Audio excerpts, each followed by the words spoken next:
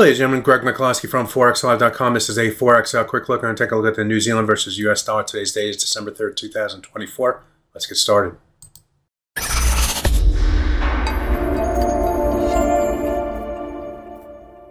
All right, I'm going to start by taking a look at the daily chart. We go back in time, going back all the way to, well, September or so of 2023.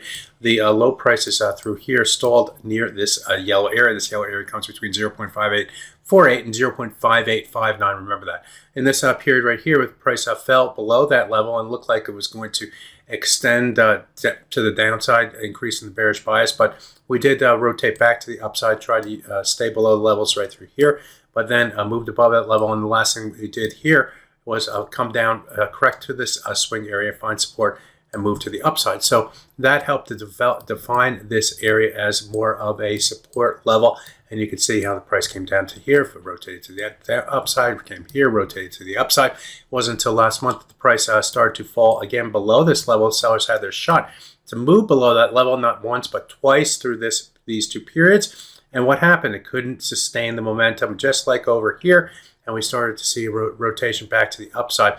And in trading the first 2 days of December, what did we do? We came back down to the high of this swing area and once again found support not only yesterday, but again today so far. And that is proving to be, a somewhat significant occurrence here for the New Zealand versus US dollar. At least what we can say is that the buyers are in play as long as the price can remain above the 0.5848 level. If the price were to move below that level, then that would tilt the bias more to the downside and will give the sellers another opportunity to push to the downside, push below the low price right here, and start to move down to maybe this area right through here between the 0.5741 and 0.5771. That's if it can get below the 0.5848. So I like to say that buyers are in play. The buyers are not on their backs. They are trying to win.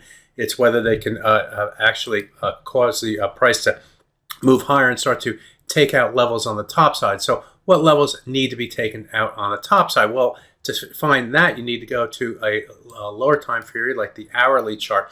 And what we see here is this is the low from yesterday and the low from today. And we're seeing a rotation back to the upside. We're back above the 200-hour moving average. Okay, that's a victory for the buyers. The next target would need to get above the 100-bar moving average on the 4-hour chart.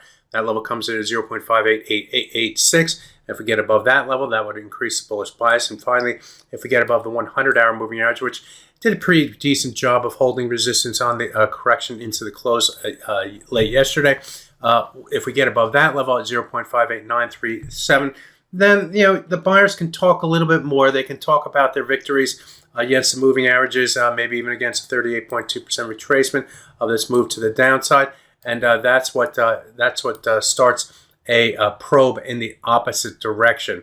Again, conversely, if the price were to move back below the 48 level on the downside, that's this level right through here, 48 to 59, then that would increase the bearish bias, and all bets are off on any sort of buyers winning. In that case, the buyers would not be winning. The sellers would be in firm control. So that's my tactical look at the New Zealand versus US dollar. My name is Greg McCloskey. Good fortune with your trading. Bye-bye now.